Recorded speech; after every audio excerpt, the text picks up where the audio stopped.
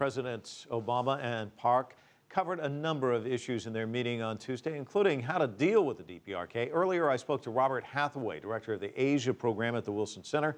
I asked him about the importance of the meeting between the two leaders, not just for now, but also for the future.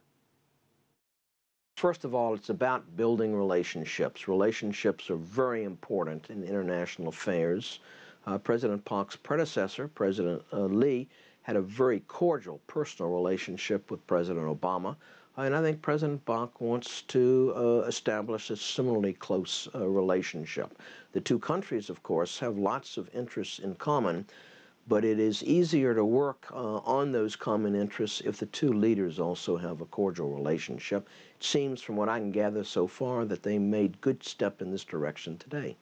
Now, there's joint naval drills taking place in the Yellow Sea. We've heard some bellicose warnings from the DPRK, perhaps not as ominous as before. Do you see, where do you see that relationship going? Obviously, it's a united front when it comes to the DPRK, but do you see it backing down on the tone and the rhetoric, and where do we go from here, so to speak? Well, where we go, of course, is always the $64,000 question. The belligerence coming out of the North today is not quite as pronounced as it was perhaps a month ago, but nonetheless, this is a long-term problem.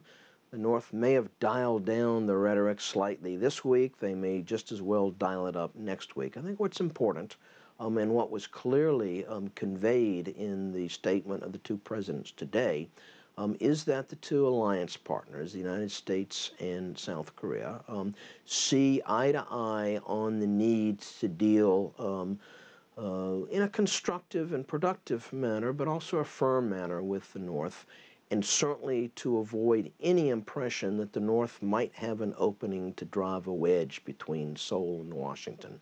I think the two were quite insistent that we were going to work closely together in diffusing the problem that North Korea represents. Robert, if the two presidents were to invite you over to the White House and kind of pick your brain, since you spend a lot of time looking at Asia, and they were to ask you for suggestions on how to deal with the DPRK, what would your recommendation be? Well, of course, the temptation is to tell baby Kim to go to his room until he can learn how to behave. And in a way, we've done that. Ultimately, we're going to have to re-engage with North Korea.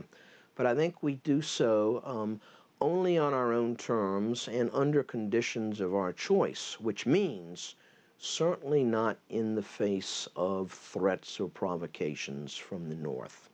I think we clearly, and when I say we, I mean the United States and South Korea, I think we clearly need to convey to Pyongyang that if they are willing to abide by generally established rules and norms, then there can be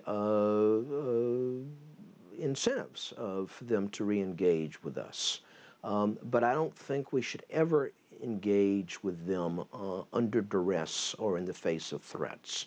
And I think the first step clearly is needs to come from the North, since they're the ones who have raised the rhetoric level and the threat level on the peninsula.